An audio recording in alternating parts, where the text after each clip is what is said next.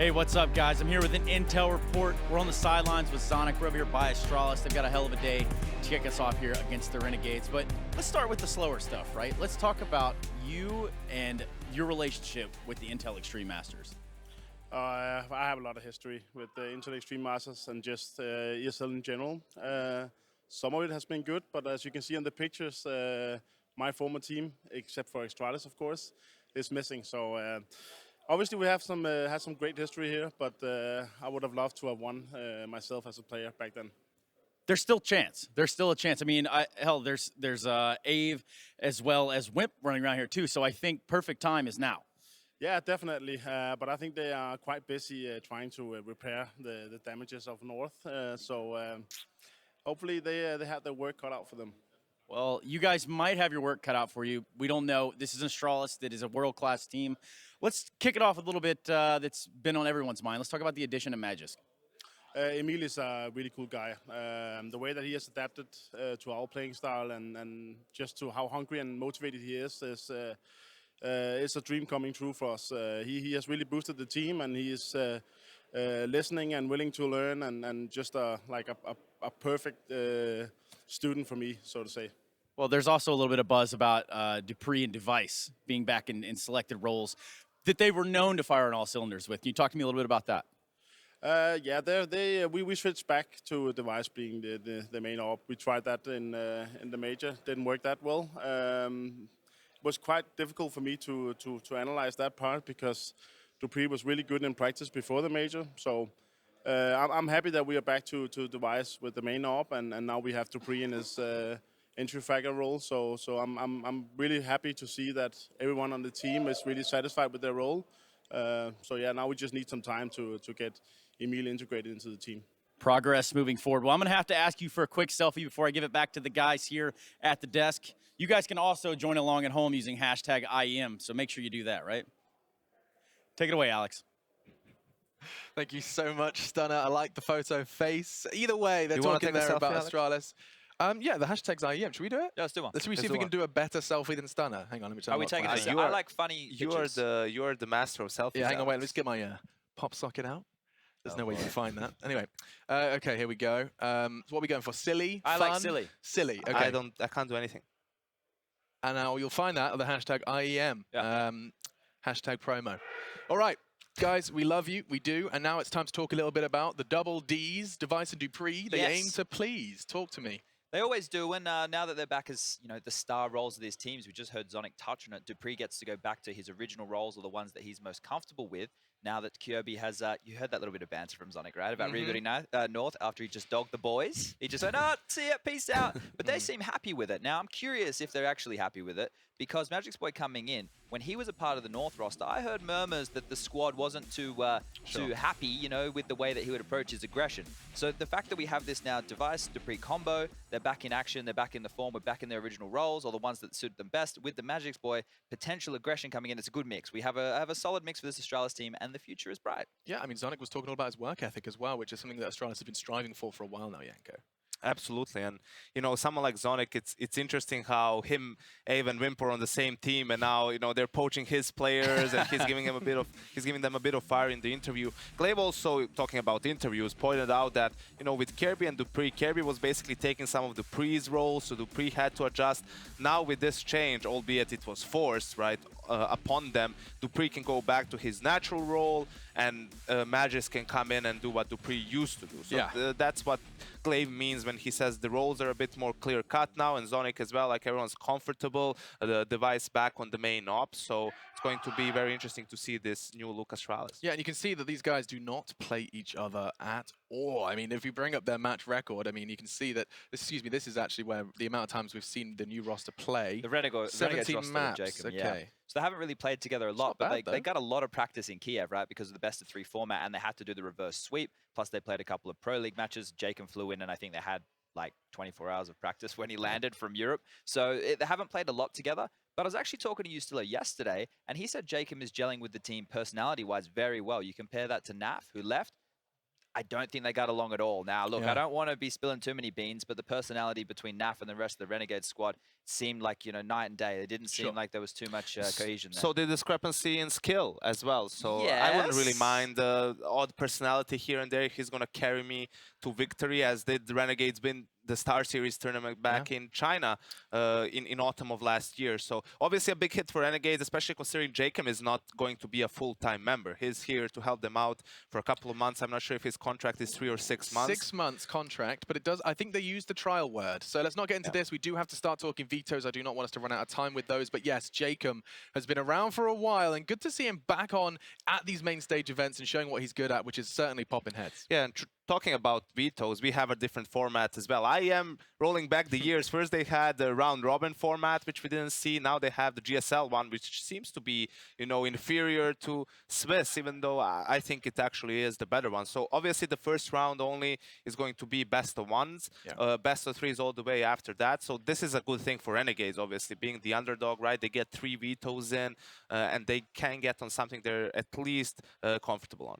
I think the bans that are clear for Renegades has to be Overpass and Nuke going up against Astralis. And then the bans for Astralis, I just think the ones they're going to be worried about are Cobble, and Renegades had a really good showing on Keish when we were over in Kiev. So those would be the 2 clear ones. And then, you know, I feel like Renegades would be happy ending up on a Mirage or a Train, something like that. Yeah, I think that's going to be where we end up. Also, Inferno needs to be vetoed out by Renegades. Don't really play that map either. I think they're just waiting for maybe Astralis to veto out Nuke before them. That could give them a bit of an advantage in terms of, you know, they are the team that picks between the 2 maps, but you can see that they can't gamble because they are the first team to ban. They use their last veto. Nuke, it is indeed between Mirage and Train. So if I were Astralis here, I would probably go for something like Train, simply because it's not as puggy of a map as Mirage is. Mirage is the new Dust 2, right? Sure. Everyone knows how to play the basics of it, to throw the smokes, to go for mid control. Sure, teams are not as equally coordinated in doing all of that, but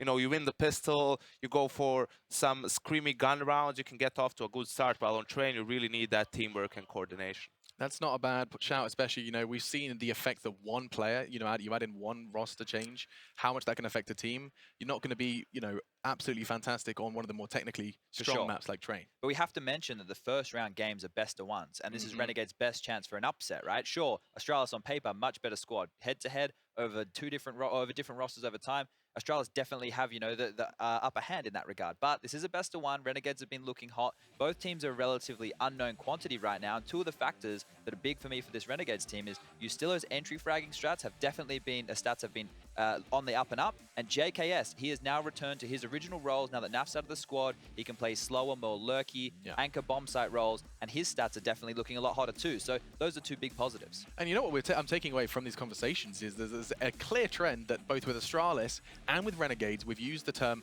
getting to play their spots. You know, basically every player has their preference, and from what it sounds like, these roster changes on either side have made everyone, all of the players individually more comfortable. Yeah, you can always question, you know, when you change a player who is more skilled or who is better suited for the team, but something that it's very important to have all the... There's no better example than SK, right? And getting in bolts instead of helps, you can see an instant change in performance from that team. So even, you know, sometimes you can argue, yes, like the player that left was higher skilled or anything. It's also about how is everyone else on the team playing. So obviously when you make a roster change, you're going to say, yeah, this makes us better, the roles fit better, but time will only tell. And I think this is where Astralis actually needs to make a statement. If they're going to be a contender in this tournament, they need a convincing start here versus Renegades. And talking of JKS as well, just coming back to that point, you've played with him for a while. The conversation, of course, was always that this was going to be like, he was the Australian hope for really being the star. You know, everyone was going to be looking at the Azza and JKS as these were going to be the fraggers. These were going to be the ones that brought home Australia's first trophy. And also that guy, Sponge, was supposed to be the guy that leads them to glory. Yeah. Well, I'm here now. I'm still waving the flag. But JKS, has he lived up to his genuine potential as a Counter-Strike player? We're in 2018. We've been saying the same kind of things for 2 years, 3 years now. Has he realized that potential? Unfortunately not, and I don't want to give them a way out here in terms of saying they've gone through a lot of adversity in terms of having to change to an organization where the owner actually is running the team.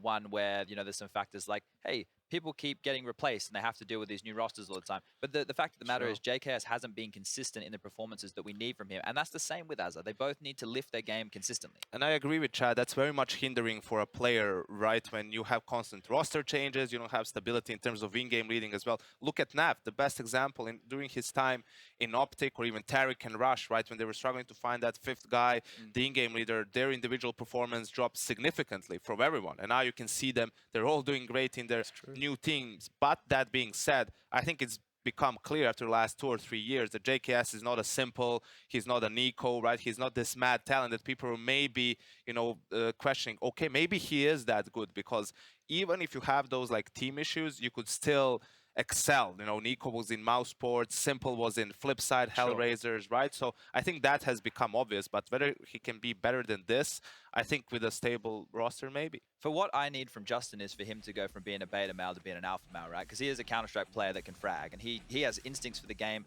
like some of these top-tier players. The thing I think it is a personality thing in the sense of he needs to approach the game that he is that good, right? Because I know he thinks he is, but he needs to have a bit more of a persona, or at least someone you know, who's going to project that for him and help him get across the line to fire him up. Yeah, and looking at how the scene is looking at the moment, how tournaments go, how matchups go, it does seem to be a game of confidence, especially now, right? You can see these teams not just winning tournaments, but winning series based off of playing really well individually, and just what Chad was talking about, believing that they are the best in the server. That's how Cloud9 won the major. They beat G2, SK, and FaZe. You could see with the way they were playing, they believed that they were the best players on that server. So that's something that's definitely necessary if you're going to make any sort of waves in this tournament. Yeah, we're looking to make waves. It does sound like our first game is almost ready to lock and load. The map will be Train, Renegades and Astralis duking it out as our debut game of Katowice 2018. All I need from you guys before we do meet our casters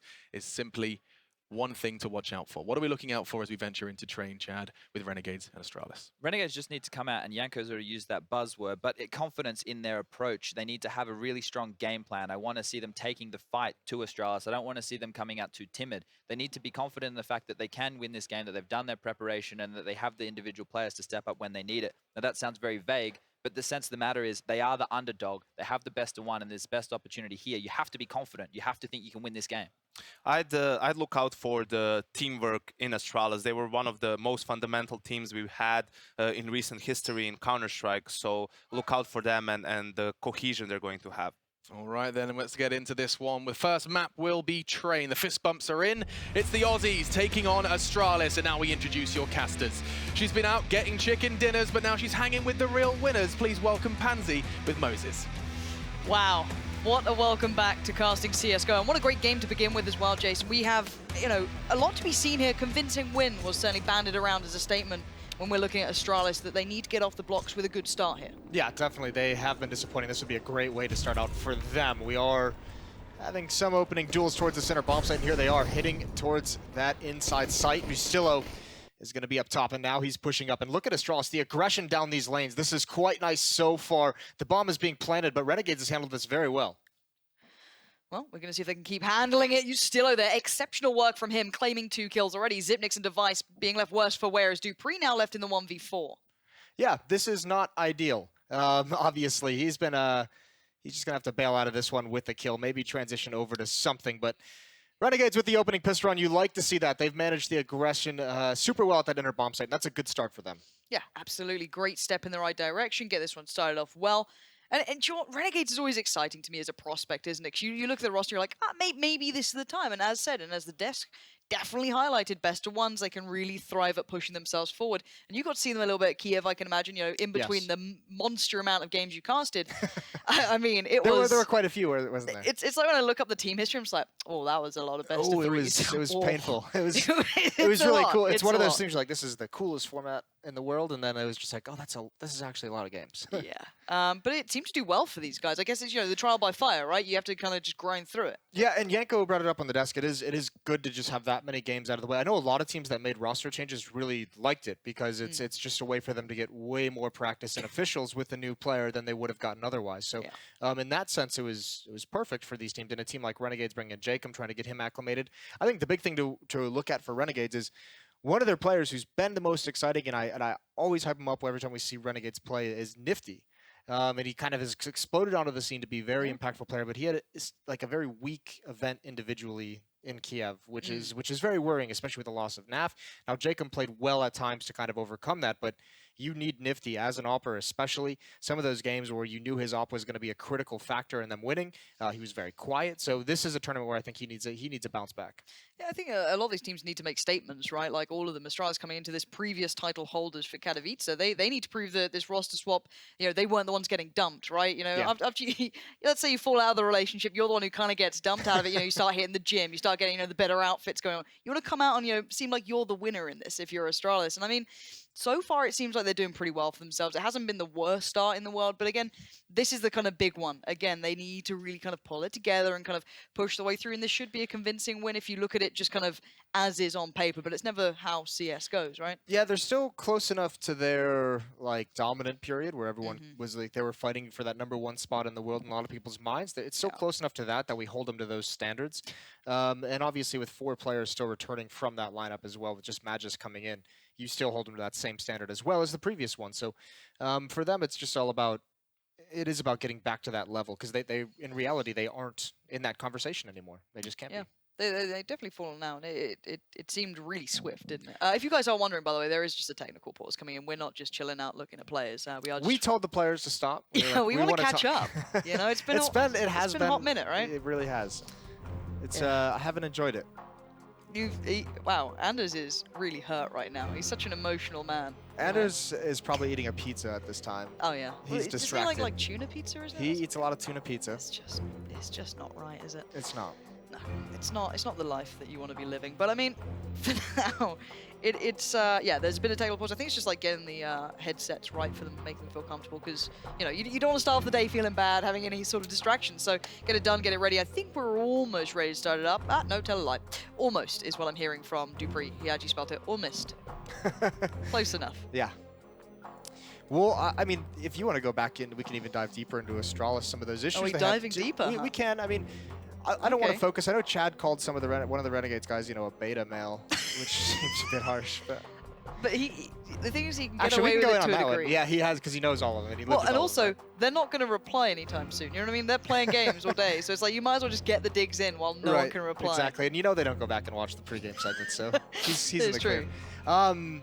But I thought it was funny because Naf is a very all the Renegades guys are very quiet people. I obviously don't know him as well as Chad, but when he said that Naf has like a personality clash with them, I thought that was kind of interesting, because Naf is also a very quiet, reserved. He's a very reserved guy. Yeah.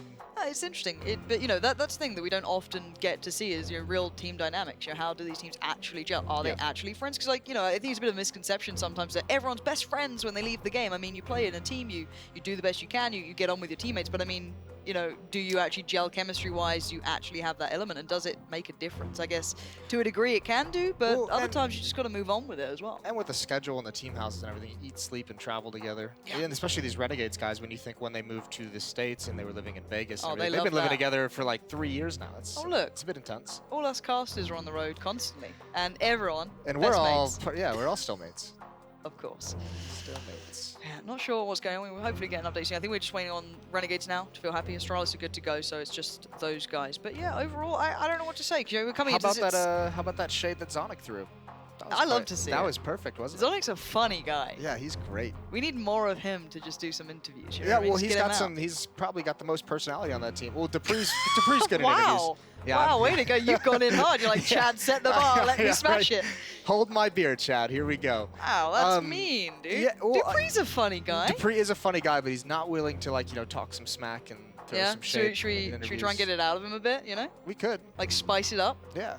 Like, Config's doing all right for himself. We need Config to join this roster. That's what we needed. Then you get, like, a spicy boy. That would have been great. I would have loved that, actually. Honestly, I was really surprised that wasn't the move at the time. Like, obviously, there was other things, other buyouts, other rosters. Like, there's a lot behind the scenes, but I remember the Caribbean move obviously caught him very off guard, right? So it's kind of like, we didn't know those. We didn't have a whole lot of time to prepare for this. Yep.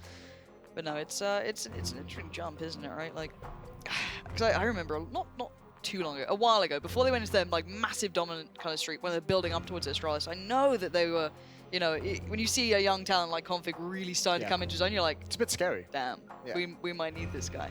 So it's quite funny seeing Magisk there. Obviously, the guy's just super talented. That's no disputing that. I like that stat right there. Yeah? Since Jacob's edition, JKS has gone plus 32 with a solid rating of 1.04. It's not bad. So Jacob creating a lot of space for some of the other guys. Making him more alpha. Yeah, helping him become that alpha player, teaching him the ways. Would you say Chad's alpha? Ooh, it's a tough one, isn't it? I think Chad, listen. Listen, Lauren.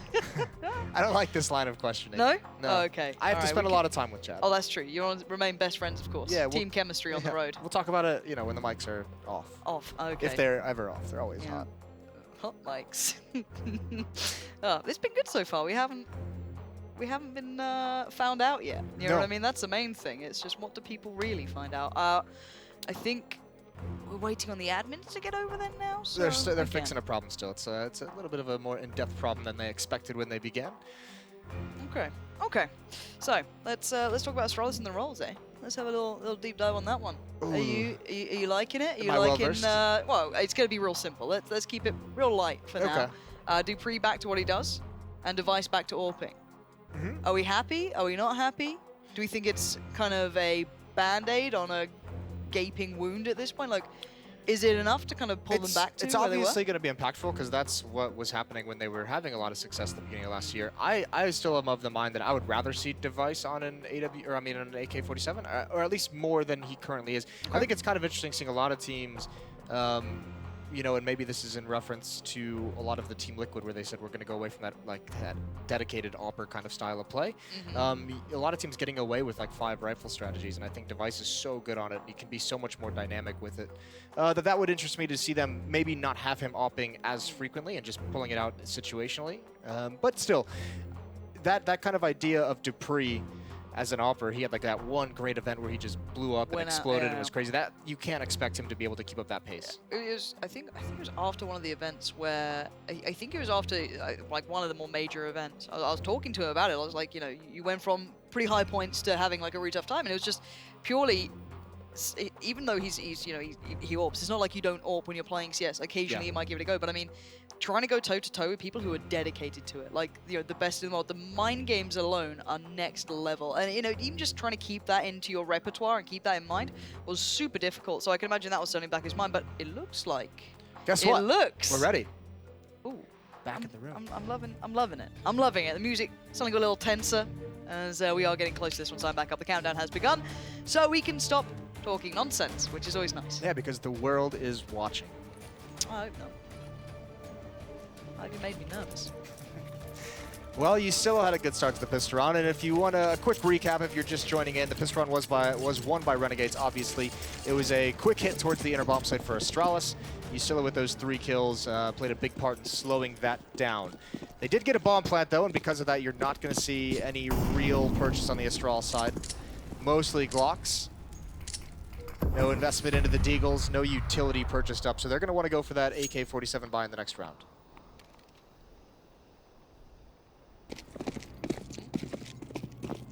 Room to move for Astralis. They're not being particularly pressured. You can see the Renegades obviously going to sit back, don't want to lose out on anything. They've got a few rifles up, and the UMP isn't just reigning supreme anymore. It's nice to see a little bit of a switch up on that one. So, you know, Galils and Famises maybe being kind of toyed with a little bit more, but at the moment, a little bit of a contact play towards B. Molotov goes down the back away, and you can see the burn ward getting a call or two. Zipnix, Dupree looking a little worse for wear, but again, just showing a bit of leg and then falling off it. Yeah, and there's no reason to take this round too fast, because if you're an in-game leader at the moment, if you're a player, you're obviously, maybe not at this moment, but leading up to this kind of attack, you're talking about what's going to happen in the next round. You're using it as a kind of a timeout in a way to figure out, make sure everyone's on the same page, and you're going to see those FAMAs picked up on the CT side, especially because the next round of the AK-47s, you want the weapons that can utilize a bit more range. This is good, though, for Astralis. They don't really invest anything. They've now gotten 2 kills out of it, which is pretty crazy. They've also got that bomb plant, so the next round buy from them is going to be extremely strong. Yeah, excellent news for them. And if you're just tuning in and wondering what the hell's happened, of course, new UI being used here. I kind of like it so far. Pretty clean. I just like it all kind of like being moved away. You know what I mean? Just like nice and simple. I'm going to reserve judgment. Yeah, see how it It's only goes down been the 2 line? rounds, yeah. Look, I've been staring at that for a while. I'm So, sure I you've been in the mean, meetings that have been, you know, this is what we're going to do. Well, It's just me being It's those in there. early morning meetings. Yeah, that, not really there mentally. Just checked out. I don't think I've really been there mentally for a number of times. Sunglasses on. Stop it. Have you been watching? But we do see the good buy. This is what you're talking about. They get the full decent purchase coming through. No AWP to be played with, but still, you've got utility coming out. It's pretty flush. They'll be pretty comfortable with that. So with the plant, couple of kills, really nice work from Astralis in round 2. But for Renegades, all in all, another round on the board. And for Renegades, you really want to start making the kind of moves early, showing that presence. And I like this aggression coming out from Azra and JKS. Yeah, this is very good. Even you still are throwing some nades up. So ladder control goes the way of Renegades. And Astralis, once they hit that outer bomb site, they're going to need to take care of this in the first step. These Molotovs down going to force some of the players away. Oz's drop back, and they're pinned back against the wall as well. This is a scary situation for them. Flashbang's going down. Glaive with the drop. That's the bomb as well. They have to continue this aggression, and 2 players in there can swing out towards mid as well. Renegades have a firm grasp on this round. The only issue might begin with Jacob going down, but I've got to say that duo of Doom just sat there was absolutely excellent. The bomb's in that position. Azra and JKS still not feeling pressure. Down to Magisk and Device. They've got nothing to do. Nifty's got the angle on it somehow, and Magisk is left to kind of watch his teammates fell. He does at least find Nifty on the way out, but I mean, you're in a 1v3. The bomb is nowhere to be seen near you. Looks on the other. You still has been tagged and taken down. Now the last 2, he knows they were both there. Those 2 got the kills from the position. But can he handle it? Well, it would be huge if he's able to manage this. He'd have to go for the ace as well. Out of, actually, is 1 more flashbang. JKS extremely low, and Renegades is going to choose to play this both still inside the ladder room. This is a dangerous scenario. They could line up very easily for Magisk. Here comes the pop flash to the left, going to come in with it. Waiting, tries to shoot to bait him into the staring at the flashbang, but doesn't work quite perfectly. And Renegade's going to hold on 3-0. Yeah, good to see Azra and JKS trying to make moves early on as well, not letting Astralis have their way with them at all. Going to try and throw the spanner in the works early. Nice little stack up towards Pop. It's important to know as well, Glaive is one of the players who's usually very, very good at taking over that ladder room control from the T side. He has that kind of we've seen a lot of different ways to take it. The Molotovs, obviously, you can throw a Molotov outside, you can drop nades in. A lot of people have been doing that double stack drop. Glaive is someone who just drops the flashbang and decides to fall on top of it as well. And it's he's had a decent amount of success with it, but there, with 2 players getting shut down. For now, looking at the purchase from Astralis, it's pretty bare bones. A couple of upgraded pistols, a flash. But we saw what they worked with before and got a plant and a couple of kills from it. Don't know if they're going to get away with it this time as Nifty. Going to keep control of Ivy as Glaive going to be removed very early on. Good to see the AWP coming out nice and quickly for him. Hopefully he has a really good start. Maybe he's one of those players that kind of build off the back of the confidence that you get from even just getting, you know, eco kills or any of these sort of things. It can make a big difference. We'll see if maybe that echoes in later on. I'd love some kills here, and obviously going to the inner bomb site. They've had 2 plants when they've attacked this portion of the map. Azza still with control of ladder room, can have a quick flank if need be. Also could be in some measure of danger, but that's a nice kill for him. Not even really being tested at the moment. He's going to stand his ground. Dupree being lured into that fight. Body slumps down. Great shot from Nifty, so it'll be a 4th for Renegades. Now the question is, this is 2 rounds in a row that Astralis has seen 2 players essentially playing at ladder room. Where do they choose to attack from here? Where can you exploit is kind of the idea that's going through Glaive's head of where he wants to adjust this kind of T-side setup. Got the AWP coming out for Device. That could be utilized in some fashion if they fancy it, maybe hinder it, if they feel they can get there quick enough. I don't know what spawn he's got either. It's not the worst. But again, we'll see how they kind of approach this. It could be a fun one to watch. Nifty's got the AWP on the other side. A little bit of a battle of both, but looks like Device going to head off towards the halls, at least for now. It doesn't mean they're committing towards B. It could very much change. And I do wonder if Renegades even go for the same sort of thing, and it looks like that's a no. They've actually peeled away from that. Might be a good thing as well. Ooh, Device here is going to find the pick. A change of defense from Renegades. They stick Azza in with Ustillo, who wants to peek up towards box halls. Gets picked off by the AWP. Immediate returns on that investment from Device.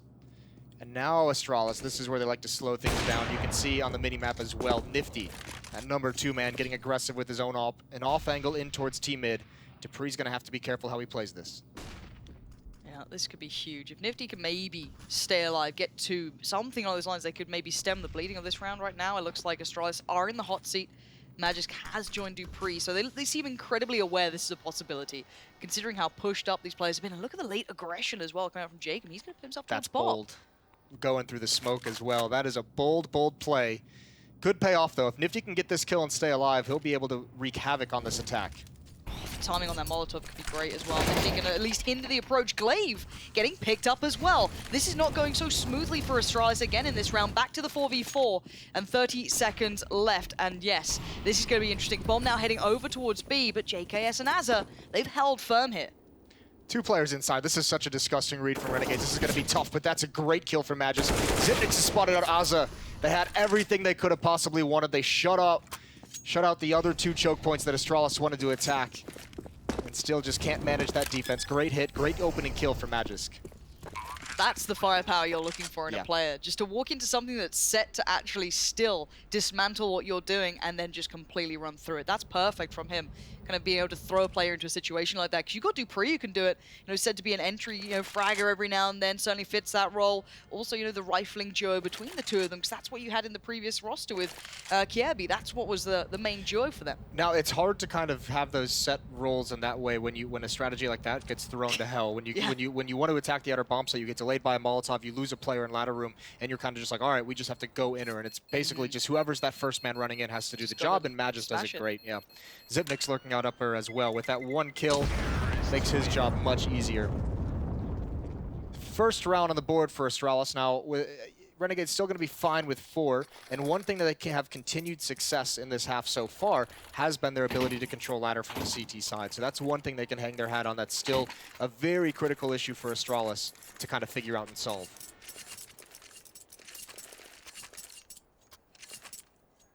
I want to say at this point, impressed with Renegades. I'm loving that late round aggression. It doesn't necessarily always work, right? But it did that round, at least till the very end. So I'm liking the way they, as I said, they're not letting Astralis dictate much in this one. And here we go again. Back to the aggression. Not just JKS, Azza right behind him too. So you've got 2 players pushed up towards Pop here. And they've been struggling to handle this. There hasn't been that easy response just yet. And Glaive might be going back into the incinerator soon enough, as these 2 have been completely lighting them up.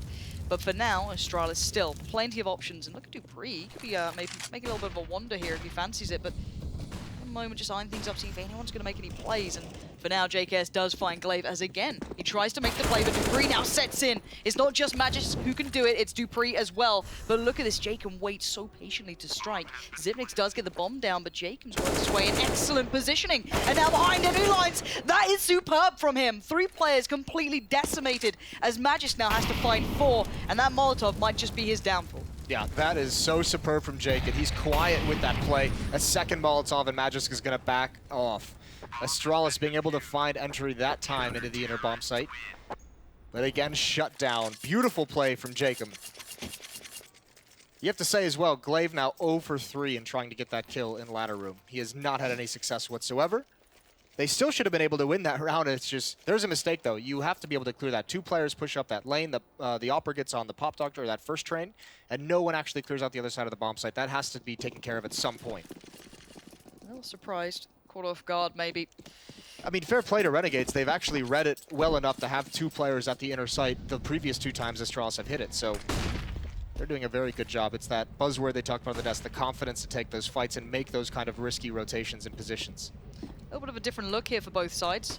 Device actually vying for Ivy control, and we saw the Nifty kind of had his way with them when they're only on pistol, so this could be a little bit of a different outcome for now, but at the moment we're seeing, again, this aggression. I love it from Renegades. If it's working, why change it for now? They seem to switch up well when they need to. They've adjusted, not just done this, there's been multiple looks. But at this point, Nifty, again, up in this off angle, they're really choking out Astralis here. If you're Astralis, the only way to really get around, especially this ladder room, because it's so hard to do with different ways to attack this when there's 2 players consistently in the ladder room, you need to have success either in team mid, you need to have success over in Ivy. You need to force the defense to say, okay, we can't dedicate 2 players towards the ladder room. We have to rotate one out to help with Ivy, to help with team mid, something. I mean, the different ways, like I said, Glaive has had no success. If you do the double drop down that we've seen other teams do with 2 players there, you likely just get mowed down and lose 2 players instead of just 1. And Astralis, it feels like they're going back to Old Faithful. That inner bomb site, they've been able to find some entries even without necessarily converting the rounds to wins. Timing's going to be tricky because you've got two players pushing up Ivy at the same time as this B hit's about to come in. So you can see Nifty very hesitant as to where he wants to go, but as Jacob holding the play from Ivy, Glaive has snuck through though. Nifty does find him free, so that B hit is now in trouble. Nifty delivers again, but Device comes back through. We're into a 2v3, and again, look at this. The play, the patience on the side, down to the last 10 seconds. I don't think Glaive can even get close enough. He might be able to take a gun away or two, but at this point, no bomb plant. Renegades, their positioning has been excellent. They haven't been, you know, caught, hurt, line and sinker. Astralis are so good at making players feel uncomfortable, pulling them out of place, making them, you know, over-rotate, put players in the wrong position. But right now, Renegades are playing a very good game. Yeah, they really are. And obviously, Nifty, a big job on that rotation with the AWP picking off 2, allowing Ustilla to go undetected behind those spindles at the inner bomb site. And this is dangerous. This is now a timeout being called from Astralis. They're stumped. You can see the new overlay. If you're looking up top, you can see the clock that indicates it's a timeout. Running down. Can't see that. You can only look at Dupree's fluffy hair. Sonic having some words. He looks strict, doesn't he? Yeah. You know, he's like the fun dad, but then also Not when it strict turns dad. into game time. Yeah. Exactly, it's like the switch comes out. But Kassad always looks like the angry dad. He looks, you know. He does. I'd be a little scared. But I mean, this was great from Jacob. Again, it was a mistake from Astralis, but to exploit it so well. No, but like if you're the so good. If you're the planter, right? If you're the planter in that scenario, you have to like. That's the one issue is the bomb gets put down and immediately starts pushing up that lane to the left. You have to at least consider the right. That's not an uncommon play that Jacob made there. Oh yeah. Well, for now, Astralis have to kind of fight the pillow and deal with this 6-1. I'll say it because you can't. You'd get told off about productions. Zipnik's going to get pushed here, and I like it. Renegade's not going to sit back. Why not take the fight to them? Get it on the SMGs too. A little bit of extra cash going to be thrown around as they're going to be building up the funds. Jacob, good positioning, good timing, takes him down.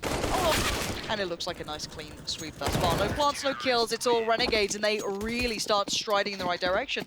At the start, we wanted a convincing victory from Astralis if you wanted to see the previous runs that they've had in these tournaments, especially in Katowice. This isn't it. They had the small conversation at the desk about Jacob and whether he was actually a permanent player for this Renegades team. And I don't, you know, it is tough to dive too deep into it without knowing all the terms of the trial contract or whatever, but he might just play himself into a permanent role. Absolutely. If you're new to Counter-Strike recently, this is the level that we saw Jacob playing and how good he was in fights 2016 before he was dropped off the Renegades lineup. He never found any rhythm in that team, but he's looking great here so far. So is Renegades, 7-1. I think this is shocking most people. They've had a great jump in performance recently, but I don't think many expected to this level. And I think that sometimes you'll see these performances or these results in the best of one for sure, but it's normally maybe one player's having this crazy sick game, just going all out, completely destroying them. We've seen great moments from Jacob for sure, but again, the entirety of Renegades are playing a very nice approach. This is the first half for Astralis. This is the the first real attempt, but again, look at Nifty here, already going to make moves, take over map control and take down Magisk. That's perfection. Again, Renegades so active in doing this. Astralis seem a little, I don't know, behind the curve, which is very rare to say. Glaive always feels like he's on the pulse, very quick on the decisions, very smart. But for now, he's getting outdone. This is where Astralis, relying so much on fundamentals, might come back to bite them. This is where you really kind of need to loosen things up and maybe go away with what might theoretically be the better play. Here's a drop down, a good trade from Glaive, but can't build upon it. That two-player in ladder room has ruined them. Device now, getting out mid, avoiding that fight, gonna come back for it. That's an alpha play. That's 4 big kills. Yeah, that's a good point. JKS maybe heard that. Maybe someone like tweeted at Just him right like before the fired game. him up. Can you believe what Sponger said about you? 8-1, but this is where you really need, if you're Astralis, to look at your players like someone like Magisk, like someone like Device and Dupree, those kind of 3 stars that, and just say one of you has to kind of break out of the mold. One of you has to do something unexpected and create an opportunity for us to get back into this game. Because the trouble is, normally this wouldn't be the worst scoreline in the world for a T-side of Train if the economy for Renegades was low, but it is just so built up at this point. Everyone right around, most people just at 10,000 or right beneath it. Yeah. It's recoverable. There's no disputing it. Like, Astralis can definitely turn this one back into favor if they get the last couple of rounds or start actually really pushing these guys. But for now, it does seem like this will be 9-1 very, very soon. Down to the Deagle and the CZ with Glaive, and as strong as that CZ has seen to be recently, no need to do this one. JKS again, dominant. Not just in drop or bipop, should I say, but electric, wherever he feels like he wants to be. Zipnix might be able to get a kill or two, but at this point, the economy is so well set. It doesn't seem to make much of a difference. Everyone's going to be filthy rich on the Renegade side of things. Yeah, I think we need to see Astralis attack Ivy. That's the one area of the map they haven't really put a whole lot of emphasis on as the point of an attack. They've done it one time to kind of try to split that inner bomb site. It was Glaive and one other player trying to wrap through CT spawn. That didn't work out. Time ran out. They need to attack that because if you're going to have 2 players in ladder room, that means there's, you know, 1 player watching mid, perhaps, and it might even be one of the players from ladder room, and then 1 player watching Ivy. So you can find some kind of attack and bypass that ladder room for the most part. And if you can get Device with an angle from Ivy over towards that ladder room, all of a sudden you can have them pinned in. They might be listening to a smaller degree. Again, though, 2 players over here. Jacob this time kind of being put to task. It was Nifty before over here with him a lot of the times, but this seems like the different look as Nifty's soloing out on B. Yeah, changing it up again. Dynamic defense. That's a great nade on a Dupree. That was from, I believe, Ustillo as he falls back. He's going to go pair up towards Ivy. Actually, now it's going to be largely ignored, and this might be one of the first misreads we have from the Renegade side. Glaive now, Molotov out. Smoke is going to extinguish it. There's the fight. Smoke, or the Molotov, excuse me, forced JKS into Dupree, who peeked out for mid at the timing. Xipnix is there still as well. But this is the first time we've seen Astralis have success force Renegades away. Exactly. This quite literally is the first time they've dismantled that aggression coming through. Now, Az has gone and pushed up himself. Great responsive play. Now, Device and Magisk in the meantime working their way up. Ivy, already Magisk looking for opportunities close by, but you can see it's Jacob watching this. But the timing's right here for Renegades, and it's going to be very tricky for them to hold on to this. Astralis going to strike. It's going to be Xipnix finding Azza. That's going to loosen the grip that they've had on this. Is Jacob now going to watch again, but they've got great attention turned to this. Look at Ustillo's positioning. They seem pretty aware this is the plan, but Glaive's now moving up. Ustillo needs to strike pretty damn hard, and no, he can't do it. Device and Magisk read the play, and finally we see a response from Astralis. They've worked it out. They've got an idea. Whether they can repeat it or not, we don't know, but for now it seems like they've at least got a round on the board that I doubt Nifty's going to find a way back into. Even though with the money in his pocket, he might as well do something about it. Let's see if he can make it hurt at least. That's going to annoy Device if I was him, but Nifty's feeling it seems. Yeah, he's got a lot of confidence at the moment. Now this might be too much. There's no chance he gets out of this with the AWP. As Glaive and Xipnix at the inner bomb site can wrap behind him. He's not going for it. He's going to turn away here. Yeah, there's no coincidence that the first time Renegades is forced out of ladder room is the first run on a board for Astralis in quite some time. That's a nice adjustment from them, and it was just so well played patience. That crunch from Ivy, from T-Mid as well, that was huge. Ustillo was rotating back in time. He needed a couple more seconds, but I think Jacob had already been feeling uncomfortable with that pinch from mid in the old hell. So now, the task of building upon that round for Astralis. And that's the fun part, isn't it? I'm wondering who called this as well. Who called the timeout? Would it be Astralis at this point? If the color coordination of the timer has anything to say about it. Well, That would be maybe next it's- level. I don't know That how would be deep pretty this HUD goes. slick. Yeah, that would be. I'm like seeing productions be like, it is, Lauren, tell them we're great. For now, though, it has run down, but either way, it's pretty beneficial to both teams. Renegades finally being worked out, but we did see a slightly different look to that approach as well. Nifty was over by B, kind of soloing out with the AWP. I wonder if it changes if he's back by Ivy, if that makes it trickier, if it maybe slows it down. You know, it's all to be seen. Decent purchase from both sides. At least we know the money's going to be pretty stable for Renegades throughout this, at least for a good long while. So you've got 6K still seeing a few 7 on Nifty. And of course, Astralis going to do what they can. But this might be another new look from Astralis, maybe feeling they've kind of suddenly turned things around. They maybe got a decent read. Maybe not, because again, look at Azza and look at JKS. Straight back towards it, but not quite towards Pop this time. Ustillo has been forced away early from the angle inside. Device starts to burn a little bit late from a Molotov, down towards 68, maybe some spam. That's going to call Jacob back, which is why I point that out from Ustillo. That's a very early part of the round, and we don't have that that ladder room set up again from JKS and Azza. They've been forced away, not feeling comfortable from the last round. There's a great pick from Nifty. Angles. Yeah, that is dirty. This guy, I'm loving the way he's offing this though. It's so unorthodox. He fought them out so badly as well. Zero expectance of that, as Nifty does actually make it away scot-free too. Doesn't even get tagged up on the way out, so he's done brilliant work posting up numbers for Renegades early on. This is the maybe difference maker we were looking at. Does him back on Ivy make a difference? Does it help them out? Does it change the dynamic? It certainly looks like it's helped. I'm wondering if Glaive wants to kind of test the waters towards ladder room to make sure they can't be quick flanked, but there's no other options left for Astralis except to hit the center bomb site, essentially. They've given up map control. There's no presence towards Ivy.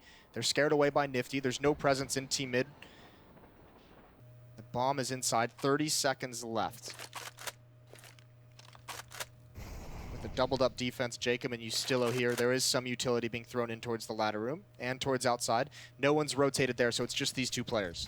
And Jacob last time was a bit of a superstar. We knew it to be true at that point. But Ustillo still needs to make some damage happen here, and they're very, very isolated from the other side of this B site, but support's on the way. Device does find Nifty, but look at the time, 10 seconds left. And oh, it's excellent play from dupreeh and Device. The D&D combo does do so well, but the bomb, does it have time to be planted, or can Azza stop it?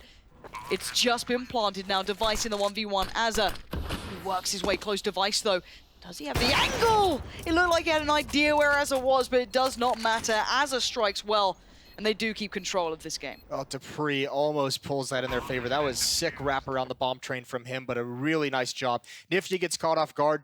Device is just on that lower ramp holding it, so a great shot here, gets picked off later on in the round. But that initial hold from Ustillo is phenomenal. What a great read. He spots someone at lower ramp, and he knows that Zipnik, someone who's going to peek around the edge of that smoke at upper ramp, is able to get 2 kills. Azza at 14 and 5, JKS at 12 and 5. Those are the 2 players defending ladder room usually, or at least at the start of this half. And Astralis is unable to string rounds together, though with that plant, they're going to have a pretty decent buy. 2 AKs in the AWP, a couple CZs as well. How do they decide to do this now? They've been getting so many different looks from the defense that how do you really read where you want to go? That's a nice opening pick, though. Ustillo getting caught. Last round he was forced away. This time, Device smokes it a little bit. We know the big issue had been this Azza JKS combo in towards Pop. But this time, it's not looking so strong as JKS has to now fill the void.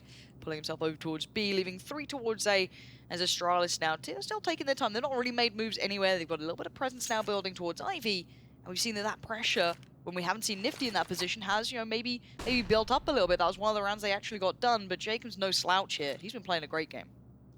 Tough part is that pick comes so early in the round from Device that he can now relocate with that AWP, and he has plenty of time to find a second one before Astralis chooses. He's got about 25 more seconds. Right around 30 seconds, you figure Astralis has to make their decision.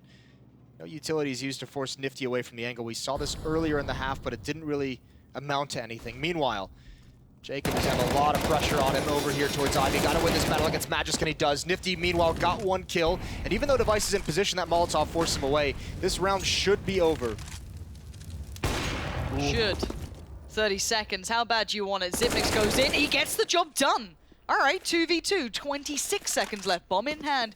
Both players as well in good positioning from Renegades, so they're not sweating anything just yet. Device gets close, Jacob peeks out. Great timing from him, traded, and Zipnix, we know this guy can clutch. He's a bit of a god. I've challenged him before and lost. I'm not going to make those words happen again. Zipnix, bomb goes in. JKS closing in so close, and the spray's not good enough from Zipnix. It's all JKS. That's confidence, and that's exactly what you want to be seeing from that player. That's exactly what I was going to say. To push through that smoke, yes, he has the advantage of Zipnix needing to put the bomb down and having some time, but to push through that smoke and get to the train and outmaneuver Zipnix in a 1 versus 1, he wasn't feeling any nerves whatsoever. That's really great. So dangerous, though. Astralis almost able to come back into that round, and it felt like it should have been shut down in a 4-on-2, less than 30 seconds. You're still nowhere near the bomb site. This is, I'm feeling shocked, Lauren. Yeah, it feels like one of those games you're watching, you're just waiting for Astralis to actually just start winning rounds. This never happened. All right, well, this was all meant to be Astralis just feeling it out, warming back in. Maybe having like 3 or 4 rounds is like, well, that's a bit tricky. We knew Renegades were doing well, but I didn't think it was going to be an 11-2 well. But again, best of ones, it can really threaten. But this isn't a bad map for Astralis. It's still one of their best results overall. So these guys are fantastic at it. They started picking this map over Overpass recently as well. I mean, they'd lost some confidence on that towards the beginning of the year, and they'd been going towards Train towards the end of last year as well. So, well, hit the inner bomb site, I guess, here. We'll see how it goes. Utility being used outside. dupreeh and Device waiting on that lower ramp with the bomb. Zipnik's going to join up with them. But no one's moving from Renegades. They don't feel the fake at all. Glaive might be able to sneak in and wrap around Azza. Almost caught in the open. Ustillo is still here. Here's the pounce from Glaive. There's the timing. CC onto Nifty, and Ustillo watching absolutely nothing. This is good. This is a really nice bit of impact from Astralis. A couple of issues here. Renegades kind of called their bluff very last second. Jacob spots out one, but the information gathered both ways. Now it's down to JKS and Jacob to try and make this one look even cleaner for Renegades. Nice 12-2. That always looks pretty darn good, especially going to the final rounds of this half. So, Glaive outdoes him. Glaive? You're just gonna wait it out? All right. Wanted a fair fight. Fair play. He does the job, and JKS knows he can't get this one out. So gonna get the AWP, get away, and it will be another on the board for Astralis, but it's slim pickings here for them. It's, you know, very last minute. It may give them that small buffer going into the second half that, you know, eventually that maybe they could build from, but this is very, very, very small amounts of hope for Astralis here. Yeah, the fourth would obviously be nice, and they finally kind of got the money for Renegades to a point where they're going to be missing a few things, I believe. Might even see a timeout from Renegades if they kind of want to talk this one over. But yeah, that's one of the first times Astralis really had success kind of throwing a fake of kind of some misdirection. A lot of presence, a lot of nades outside. Glaive sneaking into a smoke, went unspotted. He was able to cut off one rotation, and Ustillo just had no idea where the attack was going to come from towards that inner bomb site. Once his teammate left that area, he was kind of all on his own and didn't see it coming. All right, well, Astralis need this lifeline. Bear in mind they are the current kind of champions of Katowice. This was their big win for them, and well, this is not the start you'd be thinking of if you knew that. Now, we've seen if to go back to this filthy little angle. It worked so well before. I think it was Magisk who got completely destroyed, but maybe they're aware of it this time. The flash comes in. It's a little too deep. No, it's perfect. It catches him, tags him, and they push him. Great work from dupreeh, just going to barrel on in there. Now you can see Renegades getting a little worried here over by Pop. It suddenly dismantles the hold. The crossfire has been broken. And you suggested this rounds ago, but it seems it took a while for them to be able to get it to work so nicely. Yeah, fool me once, and they caught onto it after that. Zipnik's waiting for that push. Read it coming, and they even know that Ozza's in here hunting him down. It did take a long time, but now it seems Astralis is zoned in on everywhere that Renegades is going to play. And on top of that, the great thing is, you know, dupreeh and Astralis building up on that one kill towards Ivy. You get that player out of action, and then you keep pushing forward. That's really beautiful. You can see the latter player, I think that was JKS, just didn't even expect the speed of that attack. So they do get 4. They've bought themselves a small window. We'll see if they can come back, because we have yet to see Renegades T-side on this map, obviously. So if they come out with a shoddy T-side, that could be the avenue back for Astralis. 11-4, of course, on the half. Really good stuff from Renegades. A small window of chance for Astralis. We'll find out how it pans out in just a sec.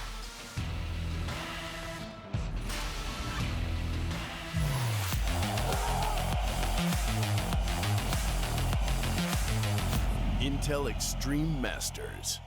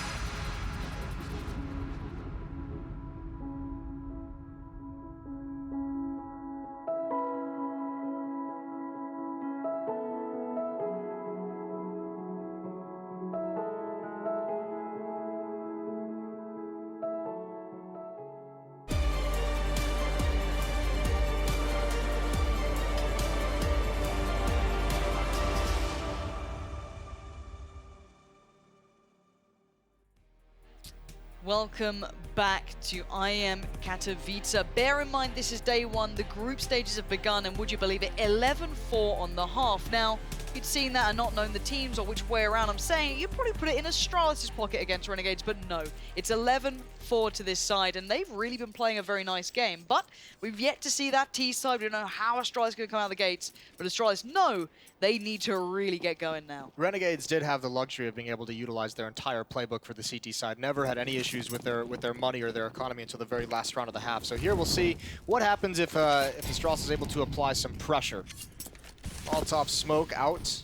That's towards mid. Azza making sure no one's pushed up in ladder room. It is going to be an inner hit, and Zipnix is going to spot it out early. He's got an off angle. He's going to get back. He's dealt some damage. Dupree is now here. Magisk on the rotate as well. And Renegades continues forward into the blender. No shots landing for Dupree, though. Oh, just now. That one didn't seem as likely at all. But it is the one that hits, and somehow Zipnix is still alive, and he is causing so many problems. And now a tough hold for JKS and Nifty. And even further now as JKS all alone, and that Glock seems to be just firing blanks. 4 alive, and Dupree, even after that little bit of a, let's call it a mare at the Struggle start. bus? Struggle bus came to town, picked him up, hopped on board, off you go. But Dupree did eventually get going. The little fadeaway shot at the end was like, oh, that's the one you hit, is it? Yeah, of all the shots to hit, it's that one. Why not? Fair play to him. But if it's a good start, it's a good start overall. For Renegades, though, bomb plants, so of course, you know, it's a little quieter this round for them. But we saw what Astralis did on the flip side. Yep. They actually did very well in this round, getting the bomb plant, a couple of kills. Yep. Not too bad at all. So if they can maybe achieve that, you see that really, you know, a little bit more flush of a purchase coming in on the third. Yeah, I mean, Astralis, when they did that, had a very strong buy in that third round, the early buy with the AKs. We'll see what Renegades can pull off. It's a similar situation to them, just Glocks, not investing anything whatsoever. So we see some M4s on the Astralis. So this should just be a pretty easy round for them overall. And it's always fun to watch the difference of how teams on the T side kind of manage this play from Dupree that you see. If Renegades is going to be able to flush him out of the ladder room earlier in the half so they can have a bit more success, a bit more of like a launch pad from ladder room into that outside bomb site, that'd be great. That'd be just peachy. Just peachy. Like a peach. I was thinking during halftime, Lauren, we need to get the shuttle drivers here in Katowice to be the DJs. At the after parties? No, and such? no, Or just, like on the just stream? in-game, yeah. So Rammstein, and whatever Eurodance. Polish trance music we're listening to. It's pretty spicy. Like you know, a nice like 7, 8 a.m. You get it. You know, you got your coffee. You're feeling a bit groggy. Yeah. It's For me, it was after the travel. It was after the long travel was on the nice. airplane. And I was like, Got do you I going? have to listen to this for 40 minutes? It's the dream and the other. Headbanging. Ooh, That was speaking nice. of headbanging. I don't know what that meant. Well, it should be It's easy. provocative though, Jason, and that's all it has to be. So a nice bit of a free farm for Zipnix, builds up the funds, always good to see for him. Nice to see it always going on the SMGs. I like that. I like it. Build up money, and the scoreline now doesn't look so dire. It looks kind of like, oh, probably a close game. Oh, maybe Astralis had some issues. We'll see it when it gets into the real gun rounds, because we still don't know what Renegades really can bring on this T side. We know that Astralis will always be fundamentally pretty sound on CT sides, right? Tough part is, after that first half, if you're Renegades, if you end up losing this game, and I know it's still a long Feels way bad. off, yeah, you will be very upset. It's think- one of those games you'll leave and just say, we had it. I'm pretty sure Chad lost a game where they had like a really close game against TSM at one point with Renegades. I'm sure he'll do a little throwback to that, I'm certain. He Well, remembers look at that. this pace coming out. These guys are not sitting back for a second. As a fire lit underneath and in front of him, behind him, it seems at the moment. He's just gone in. Magic seems aware this is a possibility. I'm wondering if he knows how close this guy could have gotten, because Astralis now are kind of worried. There's wolves among the hens at this point, and they're looking a little hungry. So as is a centimeter away, peeking around the corner, and actually Magic just beats him with the drop straight up. JKS, that's not the shot you want to be hitting, but the trades come back in a little slower than they'd like, but Renegades aren't out of this yet. It's a 2v3, and with plenty of time left on the board, but that's the swing factor. Magic stops it before it starts, and you can see Ustillo kind of back to all CS, and if I'm honest, Magic there really took that all into his hands and just controlled it. He was the linchpin for that defense. He was making sure that no one could wrap around that bomb site to be able to pinch to create up that second front onto the bomb train, which is where there were, you know, it was a defender or two. So Magis there is great, and then obviously it's just pure power, pure brawn from him, swinging out wide, taking the rest of the fights, making sure Renegades knows he's not going to let him down these alleys too quickly, and that's great. We need that. We need someone from Astralis to start doing that, taking the fights and actually just winning them, you know, flat out. There were some opportunities, I will say, for Renegades. They got into some fights that they wanted, and they just weren't. I mean, not only were they not wins, but they just weren't clean whatsoever. Like, you know, first 5 bullets missed, and then you had a long-range spray. There was that one towards the outback to behind the ivy. The outback was like Renegades. No, that's what we used to. Australia. That's what we used to call college on train like 12 years ago, now that I think about it.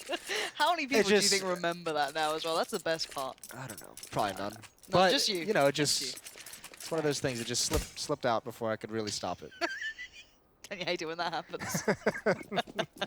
11-7.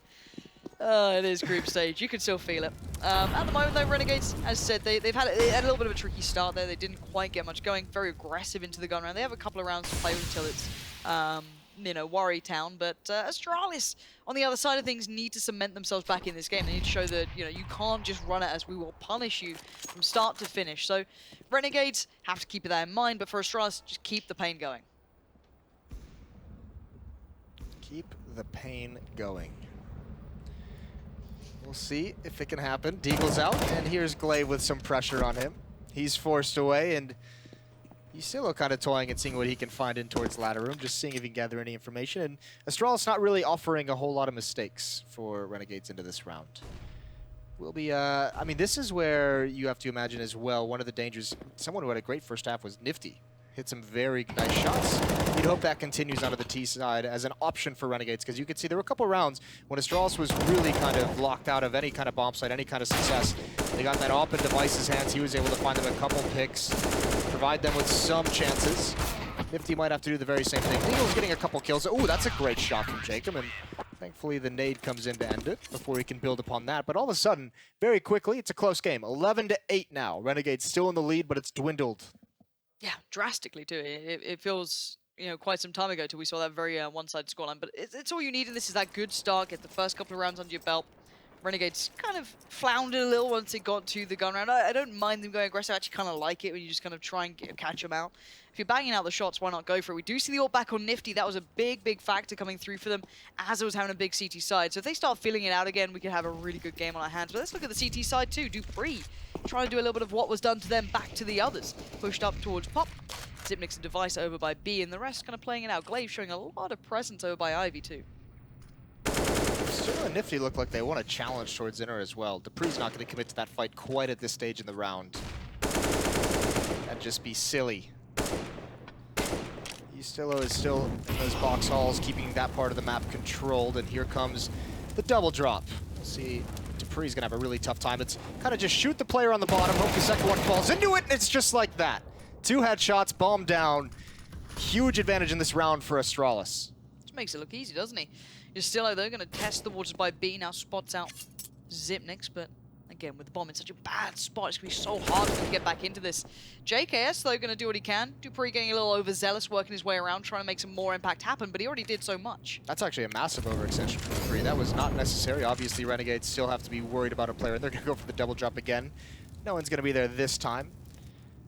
Zipnix, though, takes the opportunity, not feeling any pressure, to start pushing up towards the inner bomb site. He's going to be at those upper halls, getting information, gathering it, making sure his teammates can rotate into the correct spots. That's why you see Device on the minimap is rotated outside, and he has a quick rotate back inner if need be. Let's keep eyes on Renegades, where they're heading here. As about to flash high. Try and help out Justillo and JKS get out from Pop. The smoke still up, but Magic's in such a good spot here. Not to be challenged out just yet. Glaive now swinging. A little sloppy on that one, but it doesn't matter. Magic is there right with him, and they shut down any threat coming through towards A. So good play coming out from Astralis, even late into that one. As you highlighted, Dupree, great start to really kick this off, but then pushing up may have just kind of almost opened that window of opportunity for Renegades. Yeah, it did a little bit, but obviously they didn't get punished. So it's all okay from there. Sonic's still going to be very happy with that double kill that he gets early on, surviving in that battle and showing Renegades that he can do the same thing just by himself that they had to do with 2 players. So that's a great job on the defense. 9-11 now. Renegades still haven't even had really opportunities to find rounds, which is the scary part of it, because at least Astralis had a couple times they made it into that that B bomb site. They got the plants down. There was some danger. This is Renegades getting mopped up so far. I expect another timeout to come relatively soon. If not before, then after the next gun round. See if Zipnix can deal with 5 players pouring towards him in a second or 2. And here we go. Zipnix, you up to the task. 5 players about to pour in, trying to get that bomb down. A couple swinging off towards the right, and this flash was pretty good for him. He can't actually see anything. So, again, bomb going to go down. No one there to stop it. That boat's pretty... What? Azza, how has he got here? The flash is excellent too. I was almost expecting the follow-up as he got such a healthy spot, but Jacob now gonna be sitting waiting. They've recovered weaponry too. Nifty's got himself an AK. There's threats on board. The time is ticking. You can see it. Nifty takes the fight. It's perfection. Graves goes down, and now look at Dupree. He's worried. He doesn't know if he can take this fight. He's trying to bait it out, but look at the creep coming in from Magisk up above. Gonna try and rain in fire, but the bomb's ticking so fast. I don't think we've really got time for this one. And Nifty finds Dupree. This looks all but over, and Magisk, you've got to know it. You've got to just back away. It's done. Excellent play from Renegades and an absolute disaster for Astralis. That's so sick. Renegades pushes up with CZs close to the smoke and connector, and they still have it planned. They still have a player inside the bomb site. I'm not entirely sure who it was.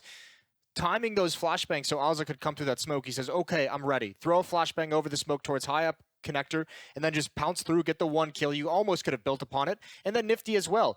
That space is created for him to be the next person to creep up behind the smoke with the AK-47 and pretty much freeze everyone on Astralis, because until they take care of those players, they can't push up. Look at Kassad having some words with Nifty. Even as great of a round as that was, still realizing they haven't had a whole lot of success on the T side, so they're not out of the woods just yet, making sure his in-game leader knows exactly what to call, what to read, what they're seeing on the map.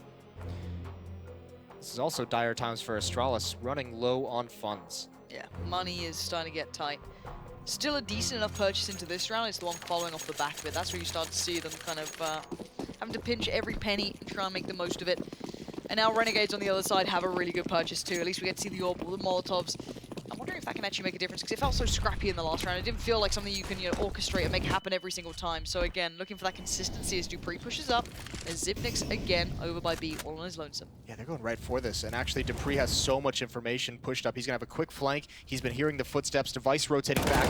This battle from Zipnix, he can't get away. Holds the spray, gets eliminated. There's Device with the op, though. Now he can rotate over, get one more. And as they fall down, he'll have him in the open for a third. There's the peak, and there it is. It's so easy. It's so clinical. That is great movement for Device with the AWP. And he is single-handedly putting Astralis in a position to win this round. There were threats everywhere for Astralis until that happened. Device finally goes down, but it's instantly traded out. Magisk goes right into it. Nifty, you're done for. Dupree finally makes it there in the end, but what a saving moment coming out from Device. Brilliant play coming back through. Such a quick shot to hit as well. Was that on Jacob? I'm not sure who was the first to go down on ramp, but it was so quick, and then just keeps the impact up all the way through. Yeah, it really does. Moving into a new position every single time he takes a shot. That was a picture perfect. Smashed it. Yeah, nailed that one. That was a great round, we'll just say that.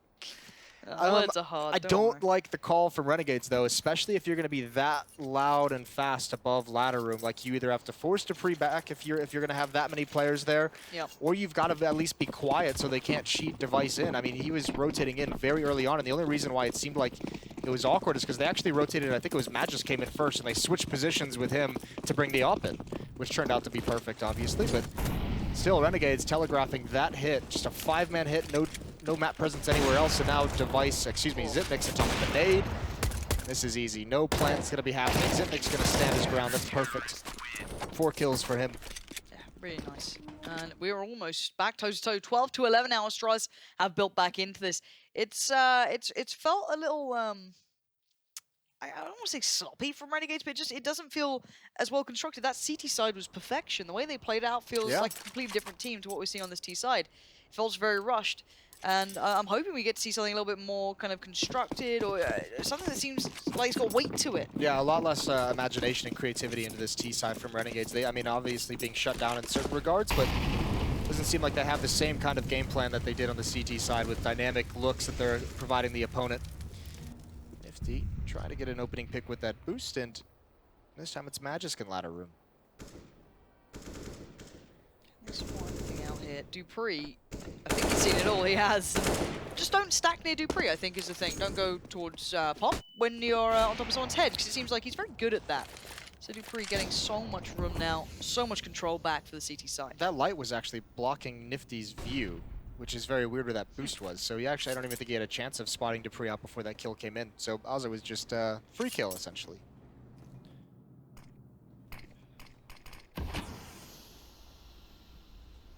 What do you do here if you're Renegades?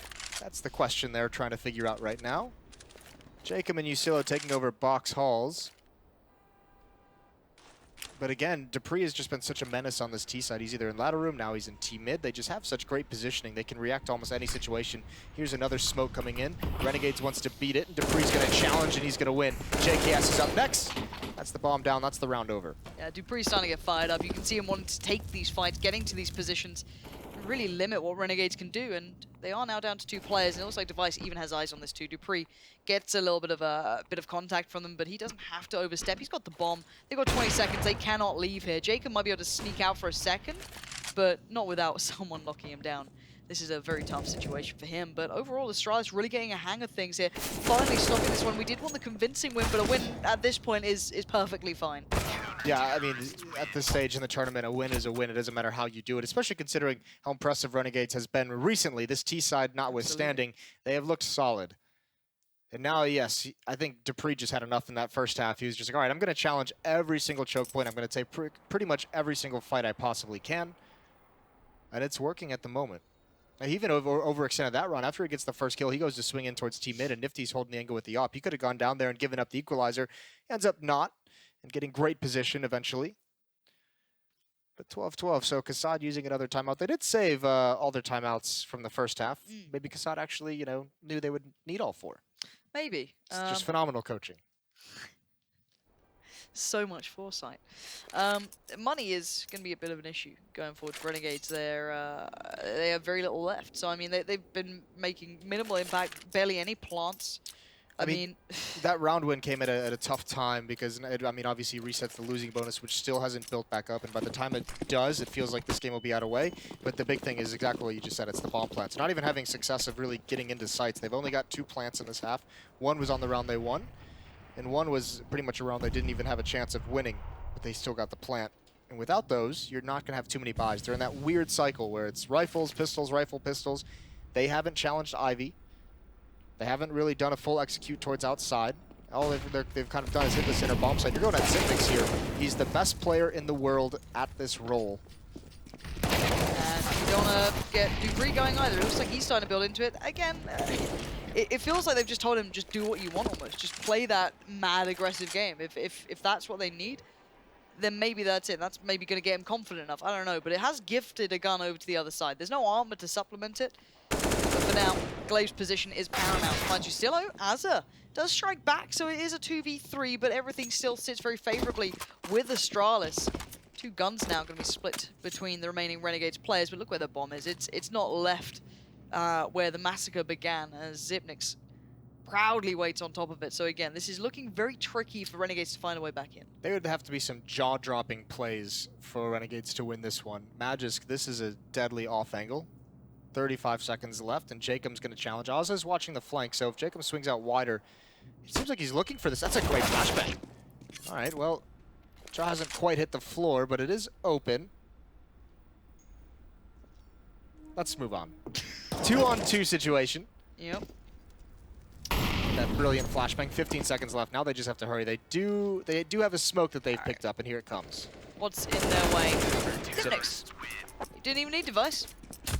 And there it is. So, book shut on that round. Hopefully now Renegades, as Astralis finally really push and take the lead here, starting to really build back into the game. And now they've kind of pushed themselves to the forefront, and you're seeing good play.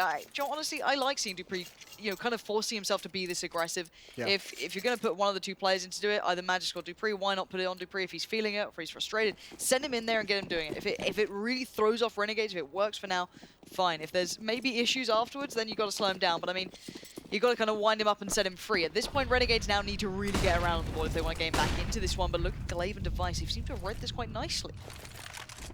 Oh, there's a nice pop flash. There's a nice peek. Glaive hasn't really had a whole lot of attention his way on the CT side, which got a feel for the guy. Doesn't have a great score coming over from their own offensive half. Obviously would like to bring that one back. Nade is out. Decent damage. The JKS and Ustillo. Finally, Renegades have decided to apply some pressure towards Ivy. Astralis does a very good job, though, of having a very mobile and rotating defense on this outer train yard, always moving someone into position with a smoke. And Device goes for the peek there, which is a little curious, and Nifty has the ankle already. Very interesting to see him go for it. I don't know if he just didn't expect him there, but Dupree answers back towards Pop. So again, back to this 4v4 all even now. Glaive gets outdone. Yusilo breaks his way in as Zipnix tries to swing around at the right time, but Nifty is keeping this together for Renegades, working their way down Ivy. He's got support, 2 more players by his side. Yusilo's there to find Magisk, and it's all on Dupree. He was over by Pop earlier, but quick movement has kind of led his way around to this position. But I mean, a 1v3, especially in an afterplant, they've got room to get set up in really nice spots, and it looks like Az is already considering this one, working through his mind. So Dupree, it's time to kind of bow out from this, it seems. It really is. I mean, they have plenty of money, so it's not like losing this would be the end of the world whatsoever. But Renegades finally attacking Ivy and really circumvent Dupree's position. His aggression towards ladder room and at times towards team mid has shut down pretty much any attack on that offensive side from Renegades, and now they just go right by him. All starting off with, I think, a misplay from Device. You rotate over. I don't know if he had the smoke mistimed and he thought the smoke would still be up. Maybe just going for a spam through the smoke, which is a bit safer. Go for Dupree there at the end. But yeah, that pickoff really opened up the floodgates towards Ivy because a couple players from Astralis had already used their utility to block off that choke point, and there was just nothing left. Dupree is 26-19. Not bad. No, the highest player on Renegades is 19 kills. Then obviously on the to follow up on Dupree, it's 18 for Device and Zipnix and 19 for Magic. So he's having a burner. Yeah, and kind of throwing our minds back to that first half, Renegades had 2, maybe 3 players throughout that first half really having big impact. You had Azza doing really well, JKS putting up numbers, Jacob was there, Nifty had his moments too, actually saying that, but everyone's kind of like cooled off a little bit. No one's having those kind of breakout moments just yet. No one's had that big round, really. Yeah.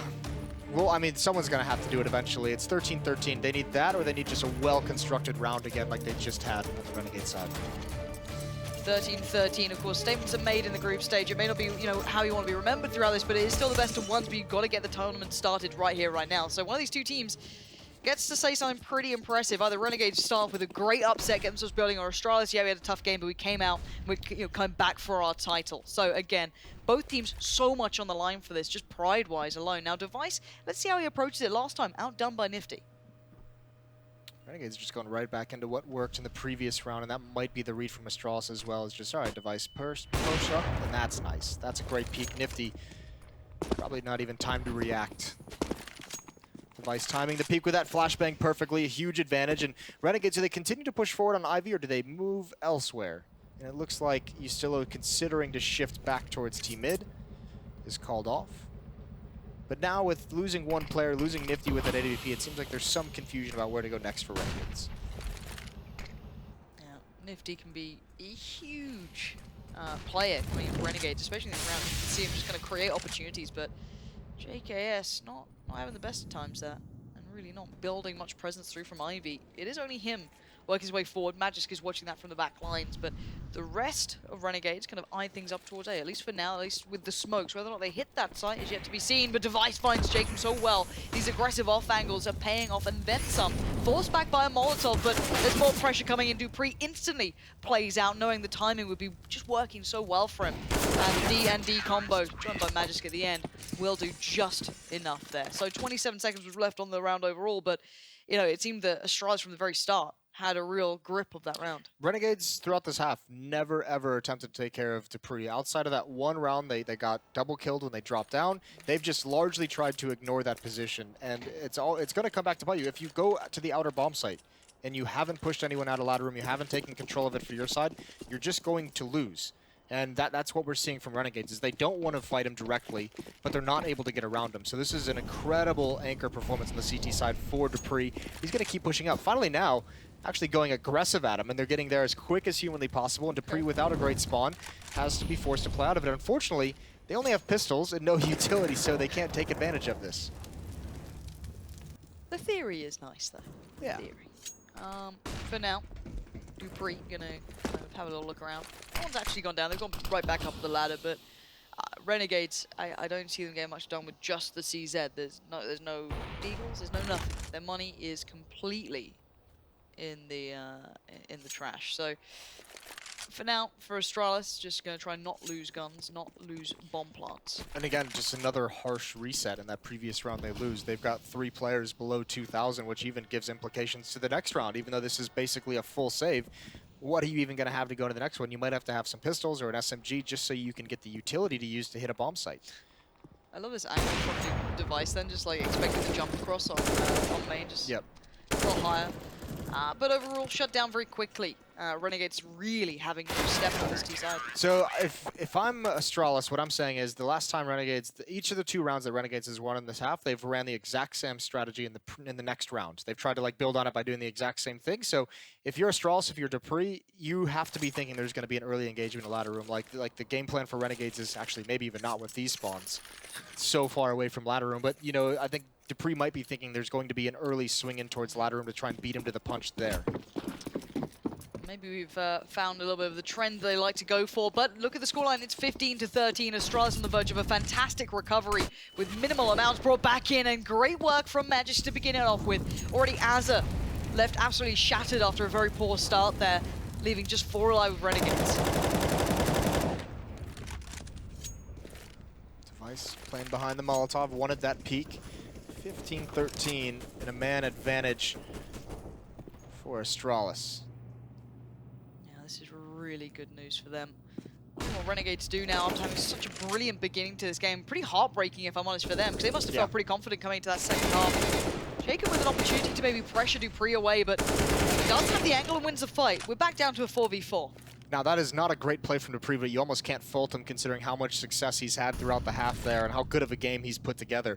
Look at this follow-up, though. Zipnix, off angle at the upper ramp. He's got no teammates at the inner bomb site. If Renegades can get this kill, they can push in very fast, but Magisk has already rotated back. Glaive has gotten into ladder room, so all the opportunities now covered, and no one is going to clear that upper ramp. Zipnix can just wait patiently, no pressure. He's going to get free kills all day long, and that's going to end it.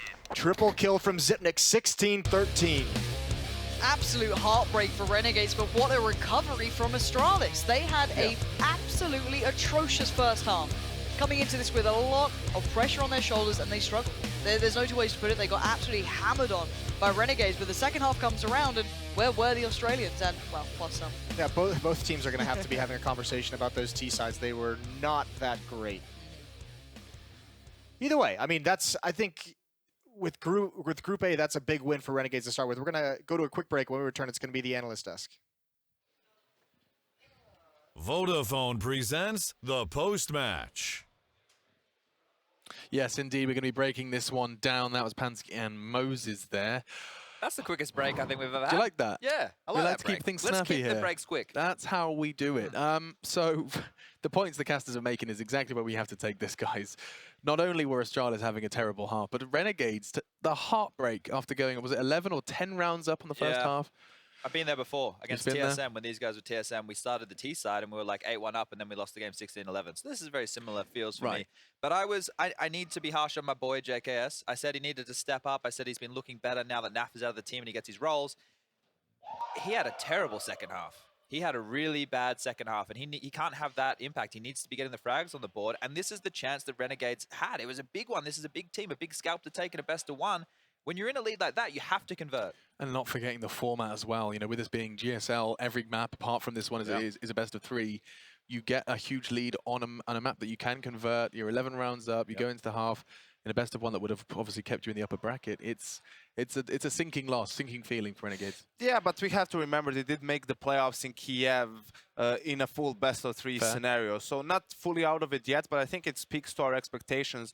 You know, me and Chad sitting in the green room, and I'm like, Chad, do you want 12-3 or 11-4? He's like, they need 12-3, but without the second half pistol, even 12-3 would have been, you know, a tough task for Renegades, because you just know that they are inevitably going to have issues on that T side playing with JChem, and also that Astralis is going to step up. You could see the frustration early on. Chad tweeted about it as well, you know, that there was a couple of things going really wrong for Astralis in the beginning.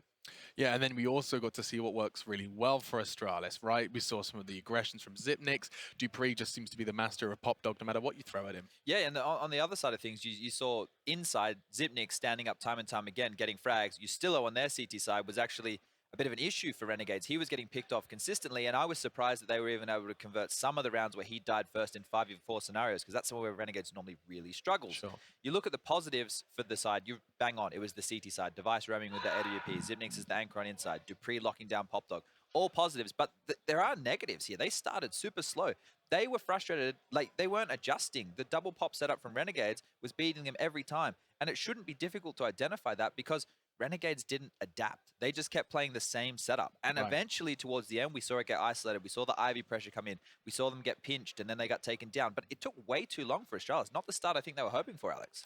And you can see the top performer was dupreeh, especially for Astralis, and he was playing that pop dog position in the second half, which was instrumental. You can see both teams were really slow to adapt to that, you know, and you're supposed to know dupreeh is going to play like that. So Renegades not coming in with a clear-cut game plan for those early gun rounds is really disappointing, all things considering. You know, 11-4, even without a pistol, is still a big lead. You have a lot of opportunities to finish that game off, but the two gun rounds they won weren't even consecutive, so they got reset and had to play with pistols a lot of the times. I mean, does it get to the point now where you kind of, when you are an underdog and you know, people are expecting things to kind of be a bit of a trip and a stumble for you, that it just makes those pistols oh so more important? Had they picked up that pistol, would this have been a very different result for you? Oh, obviously so, but for me, the question mark is the adjustments on T side were, neither team adjusted properly to the setups, and both teams were, I think Astralis less so. They weren't as cookie cutter, but Renegades were doing the same thing on their CT side almost time and time again, rinse and repeat. The fact that they didn't mix it up more, the fact that they didn't try other moves was very disheartening to me. I think, you know, both teams obviously have a lot to talk about after that first matchup. Astralis are going to be happy to just get through with the win, but they have a hard match coming up next versus SK. Yeah, and something that's going to be, you know, a problem for Renegades is, or a problem in general, that is, when you take a timeout, right, when you're losing consecutive rounds, obviously the other team is going to expect an adjustment for you. And we saw that, you know, Kassad was very vocal in Nifty's face, basically trying to exactly explain what he wants the team to do. So whether that was potentially a bad read or as they were adjusting, Astralis made adjustments of their own, that's something that you really need to take into account. If you're losing multiple gun rounds, falling to one thing, you can't just make the obvious adjustment after the timeout. You know, the other team is also thinking of ways they can keep beating you as well. Absolutely. Well, we are going to take a timeout now. Don't panic. We're going to be coming straight back. We do have another game for you. We're going to be seeing Liquid take on Gambit. Lots to be discussed there. Gambit, where have they gone? And Liquid continuing to rise higher and higher. We'll talk all about it after the break.